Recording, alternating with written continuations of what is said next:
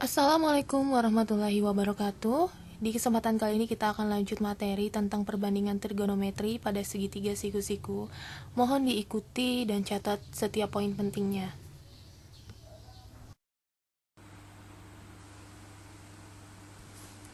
Fokus utama kita dalam materi kali ini adalah perbandingan pasangan sisi segitiga siku-siku yang mempunyai beberapa istilah, yaitu ada sinus, kosinus, tangen, kosekan, sekan, dan kotangen. Di layar ini ada sebuah gambar segitiga siku-siku dengan sebuah sudut alfa, di mana sudut alfa ini berhadapan dengan sisi depan.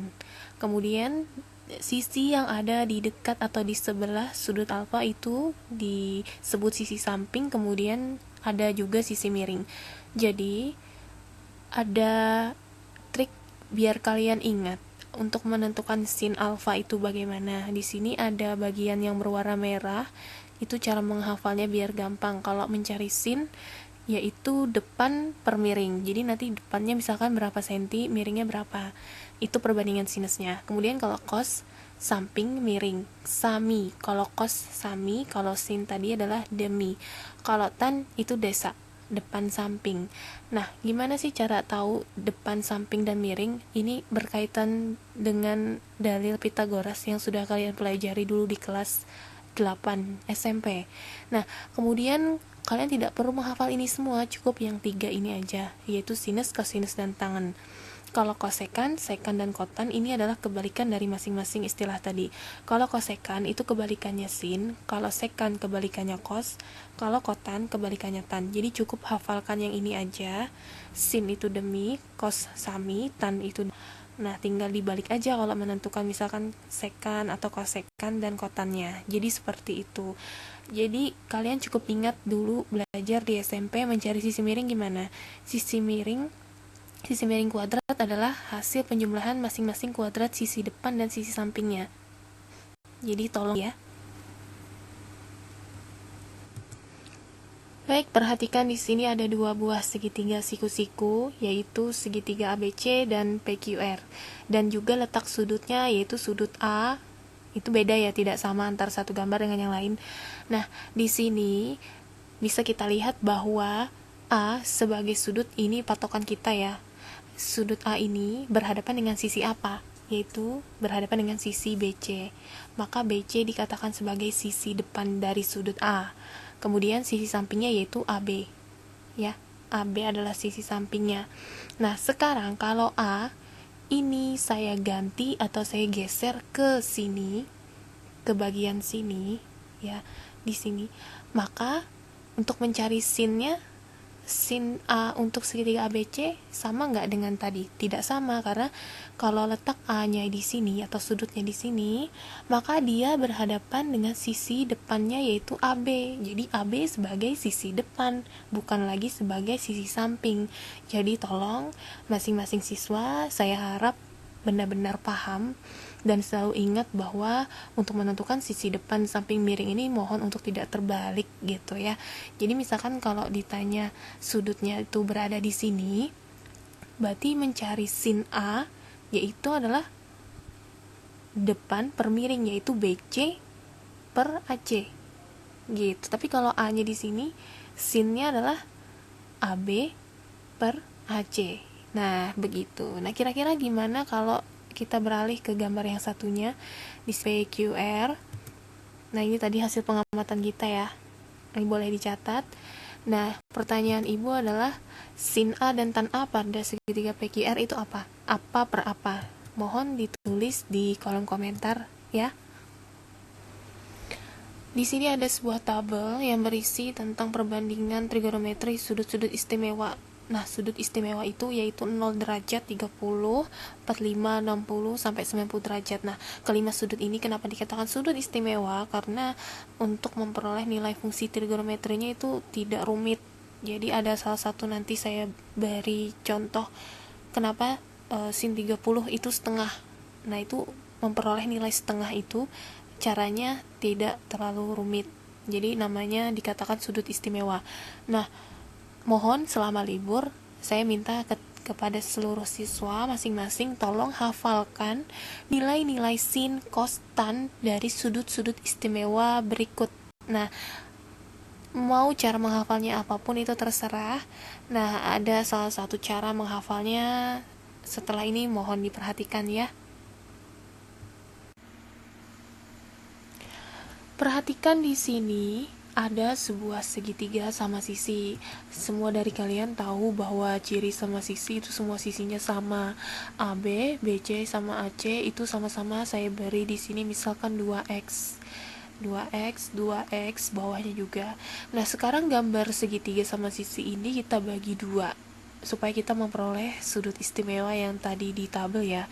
Karena kita akan membuktikan kenapa sih sin 30, cos 60 itu nilainya bisa 1/2 dan sebagainya.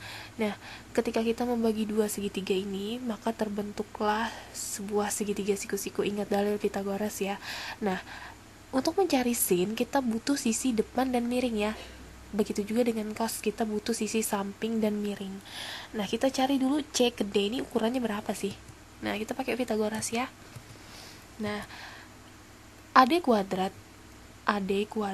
ditambah CD kuadrat adalah AC kuadrat. Maka kalau mencari C ke D, itu ukuran C ke D-nya adalah dikurang sisi miring, yaitu AC kuadrat dikurang AD kuadrat.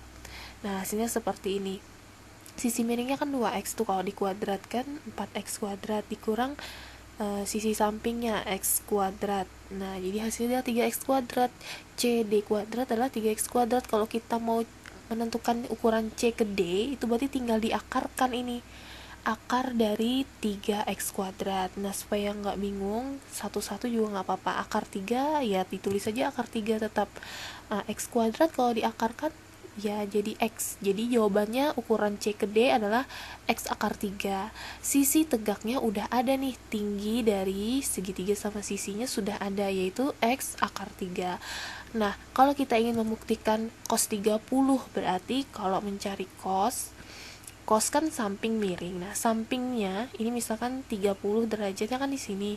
Sampingnya berarti kan D ke C. Miringnya adalah AC. Berarti cos 30 adalah CD per AC. Bener kan? CD-nya tadi ukurannya X akar 3 per AC-nya 2X. Ini kan X-nya dibagi. Sama-sama bisa dibagi, jadi sisa 1 di depan akar 3, bawahnya 2 tetap. Jadi jawabannya adalah setengah akar 3. Nah, sekarang kalau sin 60 gimana? Sin di sini ya, depannya 60 siapa? Depannya 60 adalah sisi C ke D. Nah, berarti depan per miring C ke D per AC. Jadi peroleh setengah akar 3. Oh, ternyata cos 30 itu sama dengan sin 60 derajat. Nanti kalau kamu mencari sin 45, tan 45, kamu bisa pakai segitiga sama kaki. Nanti di sendiri ya.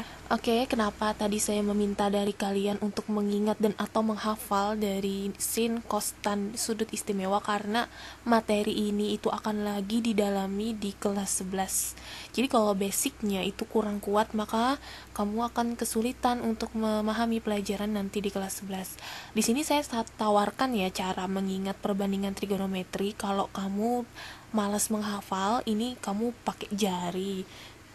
5 jari kamu itu dibuatlah, misalkan di sini saya buat gambarannya kayak gini ya. Kelingking itu 0. Jadi patokannya kelingking ya, 0, kemudian 30, 45, 60 telunjuk, jempolnya 90. Ingat posisinya itu dulu, kamu ingat.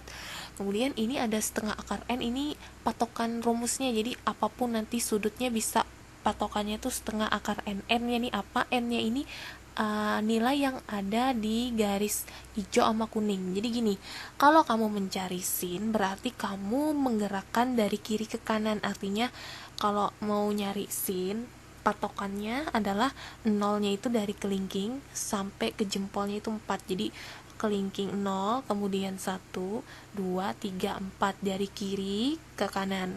Misalkan sin 30. Nah, sin 30 itu berarti 1. Nah, berarti setengah akar 1. akar 1 ya 1, berarti setengah kali 1 setengah, berarti sin 30 itu setengah. Nah, contoh lagi, misalkan kamu lupa nih sin 60 gimana. Nah, kalau sin, ingat kata ibu tadi kalau sin itu nolnya dari kiri ke kanan, jadi 0, 1, 2, 3. Nah, yang telunjuk ini 3, berarti setengah akar 3. N-nya kan 3. Jadi sin 60 itu adalah setengah akar 3. Nah, kalau misalkan kamu mau mengingat yang cos, letak sudutnya sama dari kelingking sampai jempol, tetap sama dari 0 sampai 90. Cuman peletakan angkanya yaitu 0 sampai 1, 2, 3, 4 itu letaknya dari kanan ke kiri. Jadi jempol, kalau dari kamu nyari cos, jempol itu 0. Ya misalkan gini, kamu lupa nih cos 60 berapa. Nah, cos 60 berarti 60 kan di telunjuk. Nah, terus kalau cos kan angkanya dari kanan ke kiri, berarti di bawah telunjuk yaitu angka 1. Jadi setengah akar N, N-nya ganti 1. Jadi setengah kali akar 1, setengah kali 1 adalah setengah. Berarti cos 60 adalah setengah gitu. Kalau kamu merasa masih bingung, tolong diputar kembali apa yang saya buat. Nanti boleh sambil tanya-tanya di kolom komentar ya.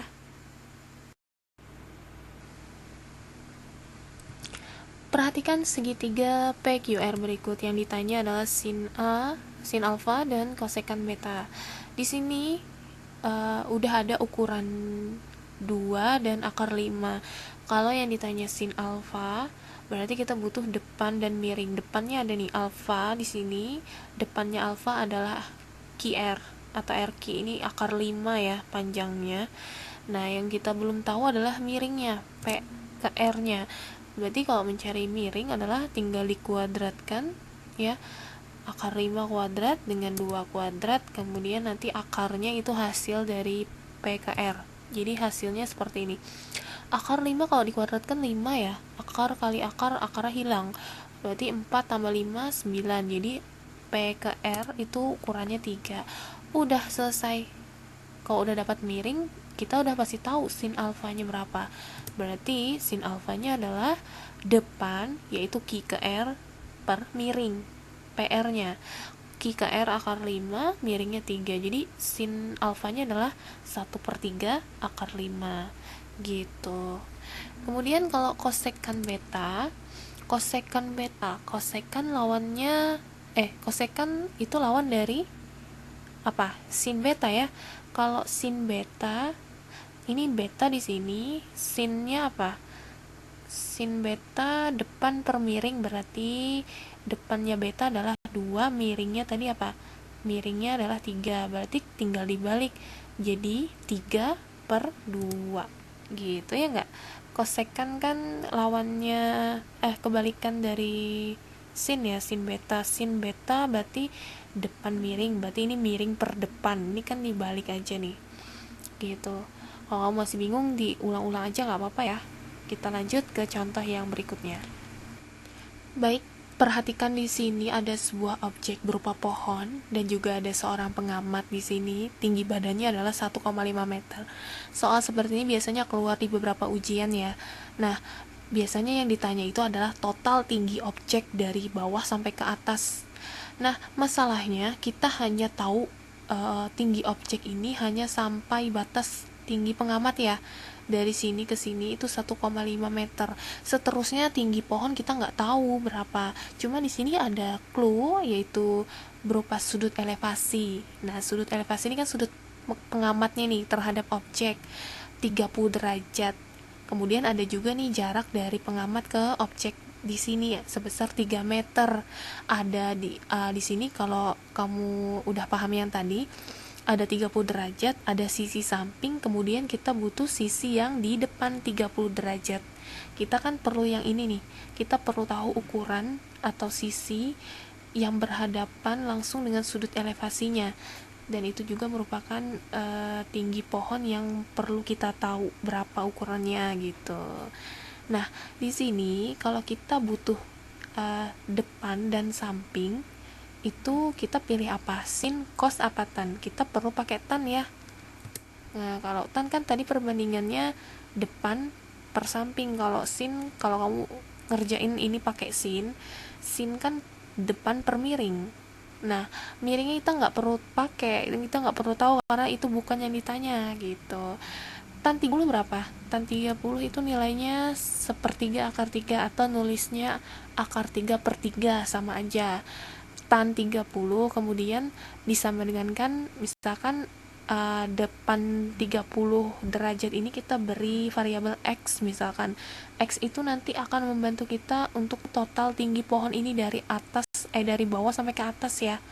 Nah, depan sampingnya 3 meter. Nah, masukkan ke sini 3, berarti X per 3 sama dengan kan dengan nilai tan 30 tadi.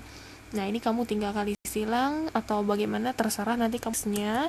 Nanti tinggi totalnya adalah kamu tinggal nambahin hasil hitungan X kamu dengan 1,5 meter. Jadi itulah tinggi total dari pohon yang sedang diamati gitu. Kalau kamu kesulitan boleh pakai kalkulator. Jawabannya boleh dalam bentuk bulat ataupun desimal, itu tolong diisi di kolom komentar gitu. Kalaupun ada yang belum jelas silahkan tanya. Dan demikiannya bisa saya sampaikan. Wassalamualaikum warahmatullahi wabarakatuh.